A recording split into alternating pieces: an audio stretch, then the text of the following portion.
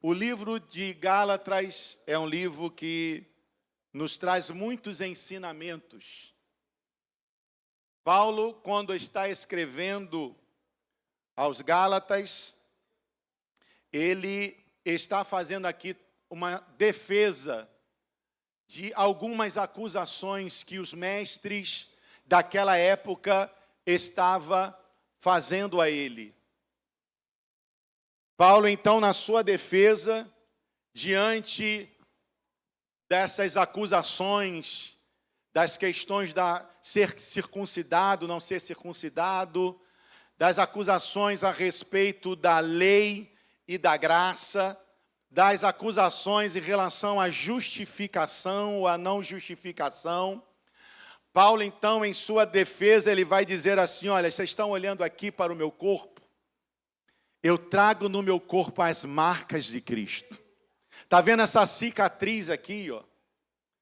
Está vendo essas marcas de pedradas que eu recebo ao longo da minha caminhada, ao longo da minha trajetória? Isso aqui foi servindo a causa do Mestre. Vocês estão vendo aqui, vocês viram os naufrágios que eu atravessei e passei durante muito tempo, as masmorras em que eu tive que enfrentar ao longo do meu ministério. Tudo isso que você vê, todas essas chicotadas, todos esses sofrimentos estão estampados aqui no meu corpo, mostrando que eu não estou aqui para ficar discutindo teorias. Enquanto eles estavam vivendo os esquemas da religião, os mestres daquela época, Paulo estava combatendo o seu bom combate. Paulo estava fazendo a obra do Senhor como deveria ser feito, ainda que tivesse que sofrer por isso. Quantas vezes Paulo foi interpelado por profetas dizendo: Paulo, não vai para tal lugar, porque você vai morrer ali. Eles vão te enlaçar. Você vai ser morto, Paulo. E Paulo dizia assim: eu não estou pronto não só para sofrer, mas também para dar a minha vida em prol do Evangelho. Paulo está se defendendo nesta carta aos Gálatas e trazendo àquele povo a realidade da vida em que eles estão vivendo. Tanto que ele vai dizer em um trecho aqui do livro de Gálatas, aos Gálatas, dizendo assim: sede vós tão insensatos, que tendo começado pelo Espírito, estão terminando na carne. A igreja da Galácia é uma igreja que começou fervorosa, mas terminou carnal. Deus nos guarde, irmãos, de ir no caminho da contramão, né? Da verdade do Evangelho. Pelo contrário, que a nossa vida seja sempre em estar fervorosos no Espírito. A cada dia que se passa, a nossa vida, ela precisa estar mais fortalecidas no Senhor. Porque os desafios que nós passamos não são fáceis. E Paulo está aqui fazendo esta defesa a esses mestres sobre essas acusações que vinham sobre ele. Irmãos, e Paulo, a defesa de Paulo vai ser, uma das defesas vai ser exatamente mostrar essas cicatrizes. Vai ser mostrar essas marcas que estão visíveis do seu corpo, dos sofrimentos que ele viveu e sofreu em prol do Evangelho. A vida do Evangelho não é uma vida só de sofrimento, mas teremos momentos difíceis. Servir a Deus não é um mundo de mar de rosas. Passaremos por momentos de tempestades, passaremos por momentos de aflições, passaremos por provações, mas com certeza há uma vitória de Deus lá na frente para nós. Por isso que ele vai dizer 1 Coríntios, no capítulo 15, versículo 58, sede firmes e constantes, e sempre abundante, porque o vosso trabalho não é vão no Senhor. Aleluia. Paulo está dizendo assim, vai valer a pena. Esse sofrimento, essa angústia, esse problema, essa batalha que você está enfrentando, pelo amor do Evangelho, vai valer a pena. Você pode dizer isso para o irmão? Vai valer a pena. Aleluia. Vai valer a pena. E ele se defende com essas marcas. E eu gostaria de falar exatamente sobre marcas no ministério. Todos nós que fomos chamados por Cristo, precisaremos ter estas marcas em nosso ministério, na nossa vida cristã. Todos nós que estamos aqui. Essa marca não tem como nós abrirmos mão dela, porque faz parte da caminhada cristã e do desenvolvimento do ministério a qual Deus nos confiou. E qual é a marca, pastor, que nós precisamos ter? São muitas, mas eu coloquei aqui apenas 3. A primeira marca é a marca da renúncia. Não tem como querer servir a Deus se não abrirmos mãos de algumas coisas. Não temos como servir a Deus e cumprir o nosso chamado e cumprir o nosso ministério se nós não renunciarmos a algumas coisas. Ministério precisa de renúncia. Olha o que Lucas vai dizer no seu capítulo 14, do versículo 25 em diante. Ora, ia com Jesus uma grande multidão, e voltando-se lhe disse: se alguém vier a mim, e não aborrecer o seu pai, a sua mãe, a sua mulher, os seus filhos, os seus irmãos, as suas irmãs, e ainda também a sua própria vida, não pode ser meu discípulo. E qualquer que não leva a sua cruz, e não vier após mim, não pode ser meus discípulos. Versículo 33 diz assim: assim, pois, qualquer de vós que não renuncia a tudo quanto tem, não pode ser meu discípulo. Não tem outra opção, pastor Alexandre. Não tem outro caminho. Precisaremos abrir mão de algumas coisas. Precisaremos deixar algumas coisas. Às vezes que, quando a gente olha para esse texto que nós lemos, a princípio ele causa até um impacto na nossa vida. Que negócio é esse, pastor? Se alguém vier após mim, Jesus está dizendo que não aborrecer pai, mãe, mulher, filhos, irmãos e irmãs e até a sua própria vida, não pode ser meu discípulo. O que Jesus está querendo dizer com isso? Esse texto, essa palavra aborrecer, nós já falamos elas aqui algumas vezes. Ela quer dizer no original, amar mais que. O que Jesus está dizendo aqui? Que qualquer pessoa que quiser seguir a Jesus, precisa amar mais Jesus que a sua esposa, o seu marido, os seus filhos, sua família e até a sua própria vida. Não é fácil isso, né? A prioridade, em primeiro lugar na nossa vida, quem tem que ser é Deus. Primeiro Deus, depois a família, depois a igreja, depois o trabalho, depois... Tudo é depois de Deus. Mas Deus, ele precisa vir como o topo. Nessa pirâmide de prioridades da nossa vida, Deus, ele precisa ser a cabeça a qual nós devemos segui-lo e obedecê-lo. E obedecer a Jesus vai requerer de nós renúncias. Nós vamos ser tentados, nós vamos ser seduzidos, né? Nós vamos passar por várias tentações na vida. Pratos o adversário vai nos oferecer para que você abra a mão do Evangelho, para que você abra a mão de Cristo. Situações adversas, infortúnios, poderão acontecer no momento da sua caminhada. Propostas chegarão no momento de maior dificuldade da nossa vida. E às vezes nós vamos querer justificar o aceite destas propostas por causa de algo daqui desta terra, mas Jesus está dizendo, olha, quem tem que ser prioridade sou eu. Se vai desagradar a Deus, então não dá.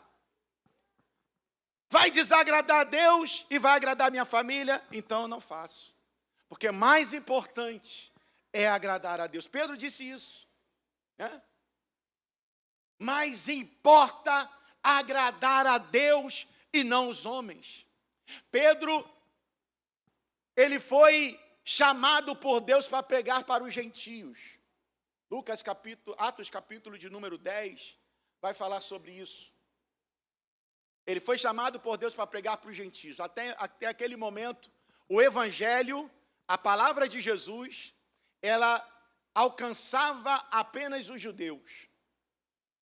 Para que Pedro entendesse que a mensagem de Jesus, ela não deveria ficar no cercadinho ali de Israel, e que outros também deveriam receber a mensagem de Cristo, ele teve que ter uma visão, Deus teve que falar com ele através de uma visão. Quem conhece essa passagem sabe que Pedro ele vai subir até um telhado para orar, ele vai orar a Deus, e no momento que ele está orando, diz a Bíblia que ele tem uma visão, um lençol fino descendo, e sobre este lençol, vários tipos de animais, répteis, quadrúpedes, aves. E aí a palavra que ele ouve de Deus é a seguinte, ele ouve uma palavra dizendo assim, Pedro, mata e come. Aí Pedro diz assim, Senhor, de maneira nenhuma, porque jamais coloquei coisa comum e imunda na minha boca. Aí o Senhor vai dizer para ele assim, ó, não chame de comum e imundo aquilo que eu já purifiquei. Porque para os judeus, os gentios, eram pessoas comum e imunda. Aí diz assim, não chame de comum e imundo aquilo que eu já purifiquei. Pedro tem essa visão novamente. Deus falando com ele assim, mata e come. Ele, não, Senhor, de maneira nenhuma. Pedro, não chame de comum e imundo aquilo que eu já purifiquei. 3 vezes Pedro tem essa visão. E quando ele termina de ter essa visão, alguém bate lá na porta. Pedro desce, atende. Cornélio, um gentio, tinha tido uma visão. Era um homem que dava esmola, um homem que fazia as orações. Deus se apresenta para Cornélio e fala assim, eu ouvi as tuas orações, Cornélio.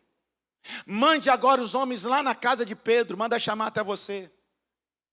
Porque chegou a hora do evangelho alcançar as nações.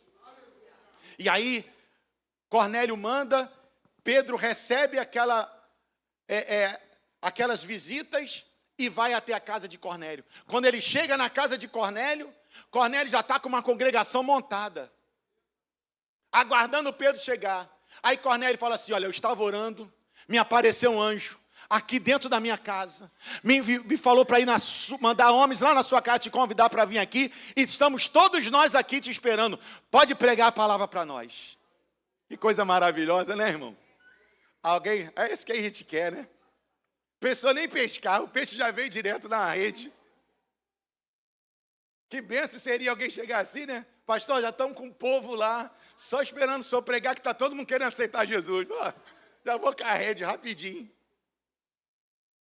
E Pedro foi, quando Pedro chegou, ele olha aquela multidão, aquele povo todo dentro da casa de Cornélio. E aí começa a orar. Quando ele começa a orar, a glória de Deus desce na casa. O povo começa a ter visão, revelação, fogo desceu dentro da casa. Aí Pedro chega a uma conclusão. Reconheço por verdade que Deus não faz acepção de pessoas. Você pode levantar sua mão para o céu e glorificar o nome do Senhor? Deus não faz acepção de pessoas. Todos são importantes no reino. Todos são importantes no reino. Deus não faz acepção de pessoas. E aí ele foi indagado por isso. Ele foi indagado por que ele fez isso. levar o evangelho para pessoas incircuncisas aos olhos dos judeus. Aí Pedro diz assim, mais importa é agradar a Deus. Eu estou aqui para agradar os apóstolos, tudo se levantando ali. Mais importa é agradar a Deus e não os homens. Você pode dizer isso para o teu irmão, agrade a Deus. O mais importante é agradar a Deus. Oh, aleluia. Precisaremos abrir mãos. Precisaremos renunciar. A vida é assim. Quando Eliseu, ele foi chamado pelo apóstolo, aliás, Eliseu quando foi chamado por Elias, pelo profeta Elias, ele teve que abrir mão da vida dele. Ele estava ali com 12 juntas de bois, estava arando ali, estava cuidando, era um patrimônio seu. Elias vem e fala, vem Eliseu, segue-me. Calma aí, deixa eu resolver uma situação e eu vou te seguir, Elias. Foi lá, pegou o arado, fez o arado de churrasqueira, matou os bois todo dele, fez um churrasco para o povo e depois seguiu a Elias. Por que Eliseu fez isso? Porque seguir a Jesus não tem mais caminho de volta. Ele falou, se eu deixo o arado dos bois aqui, se der algum problema lá na frente, eu volto.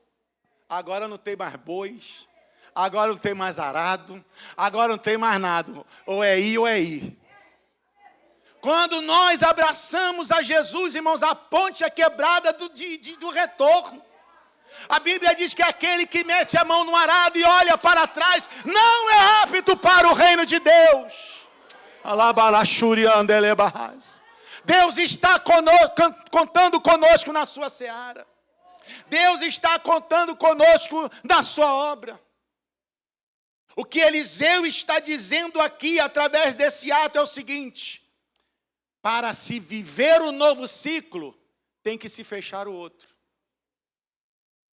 E eu quero profetizar aqui que tem ciclos passados que estão sendo fechados aqui, e um novo ciclo está abrindo na sua vida, na sua casa, no seu ministério, para a glória do nome de Jesus. Aleluia, vai fechar esse ciclo antigo e vai se abrir um ciclo novo na sua vida, para a glória do nome de Jesus Cristo. Se prepare para esse novo tempo. Não tem mais volta. Eu poderia falar de Paulo, que é o autor dessa epístola. Eu poderia falar do próprio Jesus, né, que abriu mão da sua glória. Quem renunciou mais do que Jesus? Era Deus, era rei, era Senhor, se tornou servo. Ele veio servir. Quando os discípulos estavam perguntando a ele quem seria o maior no reino dos céus, Jesus contou uma história, falando na mesa, quem é o maior? Aquele que está servindo ou aquele que está sendo servido? Ele perguntou para os seus discípulos. Numa mesa, o maior é quem está sendo servido. O menor é aquele que serve. Aí Jesus disse assim, eu sou esse aí. Eu sou o que serve. Aleluia. Eu vim para servir. Eu vim para dar a minha vida. Irmão, nós vivemos em uma sociedade em que nós buscamos ser servido. Mas a ordem de Jesus para nós é sirva. Sirva. Seja servo. Considere o seu irmão maior do que você. Não, mas eu sou doutor, eu tenho pós-doutorado nisso. Trabalho numa empresa multinacional. Você é um servo de Deus. Nós estamos aqui para servir. São renúncias que precisam ser feitas. Jesus renunciou a tudo, a sua família terrena, a sua família celestial, e veio a este mundo para dar a sua vida por cada um de nós. E nós precisamos dar a vida pelos nossos irmãos. O mancebo de qualidade não conseguiu entender isso. Ele só queria, na realidade, ter o direito de entrar no céu e perguntou a Jesus: o que eu devo fazer, Senhor, para herdar a vida eterna? O Senhor falou: olha, cumpre os mandamentos. Ele: isso eu tenho feito desde a minha mocidade. Aí o Senhor olhou para ele e falou assim: olha, vai então, vende tudo que você tem, dá aos pobres, vem e segue-me. Ele abaixou a cabeça, deu as costas para Jesus e foi embora. Renunciar muitas vezes não é fácil. É lógico que existem algumas pessoas que Deus vai exigir renúncias que não vai exigir a outros, né? Existem pessoas que têm chamados específicos, que a essas pessoas Deus vai exigir algo: posicionamento, posturas, vestimentas, buscas. Porque Deus está colocando em um determinado lugar, em uma determinada posição, que há necessidade de renúncias maiores. Outros vão ter renúncias em outras áreas. Cada ministério que Deus dá a cada um de nós, nos fará fazer algumas renúncias nas nossas vidas. O importante é que nós cumpramos aquilo para a qual Deus ele tem nos chamados. Essa é a primeira marca, a marca da renúncia. A segunda marca é a marca da perseverança. Não temos como, irmãos, desenvolvermos o nosso ministério se nós não tivermos perseverança. O mesmo Paulo que escreve esta carta, ele está dizendo o seguinte: combati um bom combate, acabei a minha carreira e guardei a minha fé. Paulo estava dizendo assim, de todas as aflições que eu passei em toda a minha trajetória, nada foi capaz de parar a minha caminhada de fé. Oh, glória a Deus! E olha, irmãos, que existem alguns estudiosos que comparam o sofrimento de Jó com o sofrimento de Paulo, para saber quem foi que sofreu mais ali. É lógico que, no meu modo de ver, para mim, Jó, eu acho, né? Cada um vai ter uma opinião nisso. Eu acho que Jó sofreu mais por conta das perdas de filhos, né? Perdeu 10 filhos, perdeu a saúde, perdeu bens, perdeu tudo. Mas Paulo sofreu demais. Mas você vê que eles chegam a fazer comparação de tanto que Paulo sofreu. Quando Paulo está mostrando as cicatrizes, as marcas dele, irmão, no corpo, não eram marcas que Paulo fez, não. Paulo, ele foi apedrejado quando pregava o evangelho, foi arrastado para fora da cidade. As pessoas arrastaram, tacando pedra nele, arrastaram ele para fora da cidade, chutaram Paulo e disseram assim: já está morto. Você já imaginou o que é isso? Uma pessoa ser apedrejada, as pessoas olhar para ele: morreu, já está morto, não precisa mais tacar pedra não. Eu fico imaginando como devia estar o corpo de Paulo, de tanta pedrada, a ponto das pessoas falar que já morreu. Mas a Bíblia diz quem estava com ele: Lucas, o médico Lucas, que pega Paulo, leva Paulo, cuida de Paulo, e a Bíblia diz assim, e no outro dia, Paulo estava na cidade, fazendo mais discípulos. Oh, aleluia! Eu profetizo sobre a sua vida que as aflições não vão te parar. As lutas não vão te parar. As seduções da vida não vão te parar. Aleluia. O desânimo não vai tomar conta da sua vida. Aleluia. Deus te enche nesta noite do seu Espírito. Deus te enche de fortaleza e de graça para você continuar a sua caminhada e não parar. O diabo quer lhe ver na sarjeta. O diabo quer lhe ver destruído. Ele não quer ver você com a sua família formada. Ele não quer te ver feliz. A Bíblia diz que o diabo veio para matar, roubar e destruir. Mas Jesus, ele veio para nos dar vida e vida com abundância. E é esse Jesus que nós estamos adorando aqui nesta noite. Perseverança. Perseverança. A Bíblia diz que aquele que perseverar até o fim será salvo. Foi uma das nossas divisas aqui na igreja, né? Olha o que Hebreus vai dizer: portanto, também nós, uma vez que estamos rodeados por tão grande nuvem de testemunhas, livremos de tudo que nos atrapalha. Sabe qual é o problema de muitas pessoas, irmãos? Querem Jesus, mas não querem se livrar daquilo que está atrapalhando. Amam Jesus, é isso que quer, é isso que deseja, mas tem algumas coisas que atrapalham, que não quer abrir mão. E às vezes nós precisamos abrir mão. E abrir mão, para muitas pessoas, é perder. Perder. Perder valores, perder coisas. Mas nada nessa vida que você perca, por amor a Jesus, que você não ganhe lá na frente. Que você não ganhe lá na frente. Olha o que diz aqui: livremos de tudo que nos atrapalha e do pecado que nos rodeia, e corramos com perseverança a corrida que nos é proposta, tendo os olhos fitos em Jesus, que é o autor e consumador da nossa fé. É isso. Se você olhar para o homem, você vai cair. Se você olhar para as pessoas, você vai cair. Ah, não dá não, porque eu viu aquele pastor ali, né? Olha o que aquele pastor cometeu. Ah, não dá mais não. Nós estamos aqui para olhar para Jesus. Ele que é o nosso Senhor. Eu estudava num colégio aqui, em Cascadura, chamado Arte e Instrução. Nem sei se existe mais. Tem não? Tem mais não? Arte e Instrução. Eu fiz lá o meu segundo grau. Antigamente tinha isso, não sei se tem hoje o segundo grau técnico.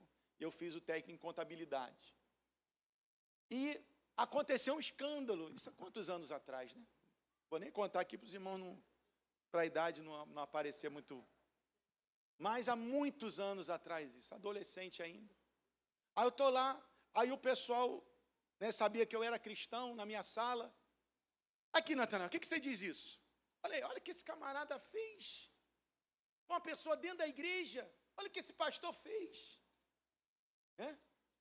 Aí eu falei para ele assim, olha, eu quero que você me mostre um erro em Jesus. Essa pessoa é homem, vai cair, vai pagar o preço por isso, né? Vai sofrer por essa situação. Mas nós estamos com os nossos olhos fitos em Jesus. É em Jesus, é nele que nós estamos olhando. Que é o autor e o consumador da nossa fé. Ô irmão, vitória não é daqueles que só começam. Vitória não é daqueles que vão até o meio. Vitória é daquele que vai até o final. E para ir até o fim, tem que perseverar. Aleluia. Tem que perseverar, porque não é fácil. Deus disse para Daniel, Daniel, tu, pois, meu filho, vai até o fim, porque no fim tu repousarás. Deus está dizendo isso para Daniel quando já era velhinho. O adversário vai fazer tudo para nos parar. Mas você que ama Jesus, que entende o que Jesus é para a sua vida, que entende o que Jesus fez para morrer por você, te dando o direito da vida eterna, porque essa vida aqui, ela é passageira. Essa vida aqui é como um conto ligeiro. Você é como aquela revista de 5 páginas. Você senta na cama para ler, você lê ela toda e já vai dormir. Acabou de ler. É um conto ligeiro. Mas o que nós vamos ver depois daqui é uma eternidade. Não troque esse tempo curto que você vai viver aqui por uma eternidade. Apronte a sua vida com Deus. Tiago capítulo 1, 2 e 4 diz assim, ó, meus irmãos, considerem o motivo de grande alegria o fato de passarem por diversas provações, pois vocês sabem que a prova da sua fé produz perseverança.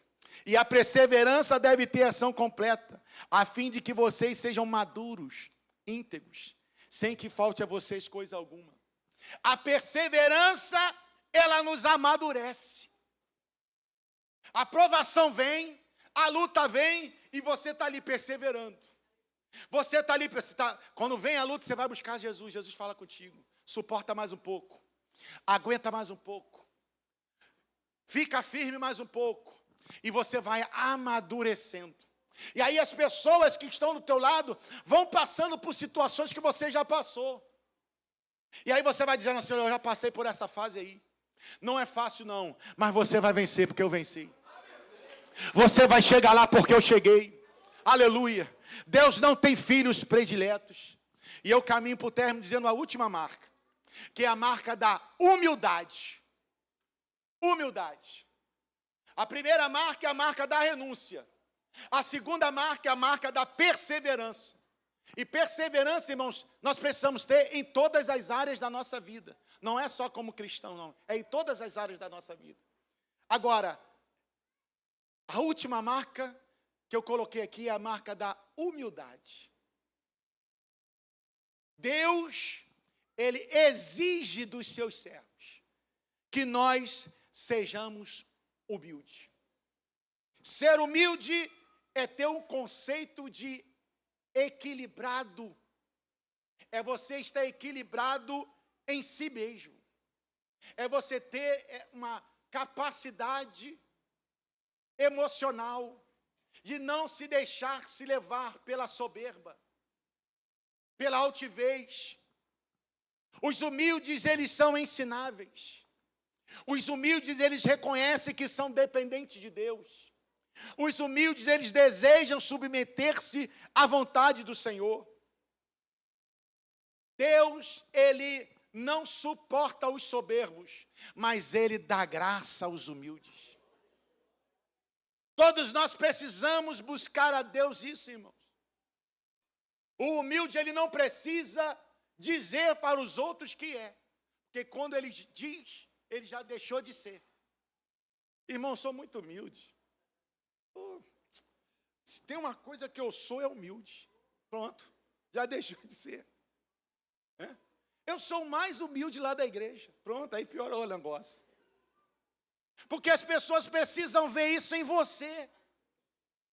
As pessoas precisam ver isso em nós.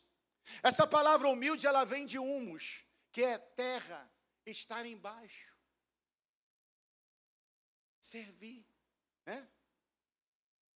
Deus, Ele quer e exige de nós que nós tenhamos um comportamento, atitudes de pessoas humildes.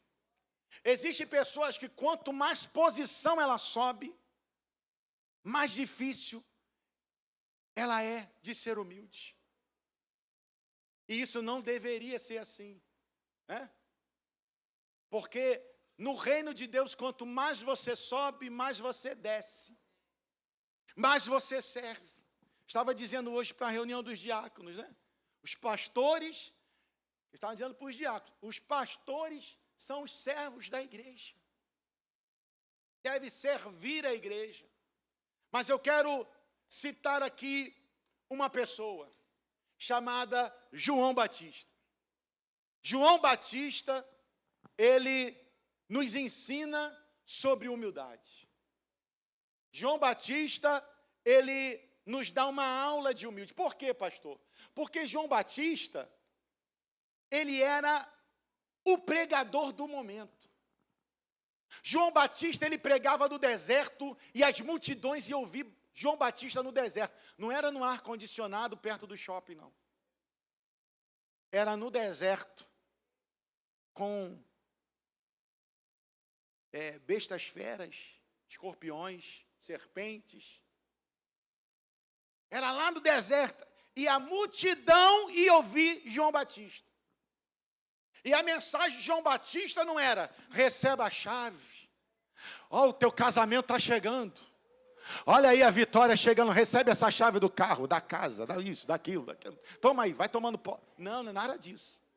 A mensagem de João Batista era raça de víboras. Arrependei-vos, pestes venenosas. A mensagem dele era essa. O couro comia. E o povo estava lá. Manda mais, João Batista. Hoje, se a gente prega assim, não fica um irmão na igreja. Raça de víboras, pestes venenosas, escorpiões miseráveis, né? Vai todo mundo embora. Tem que chamar cordeirinhos de Deus, abençoados de Jesus. Graças a Deus que é despertando vida, não é assim, né, irmão?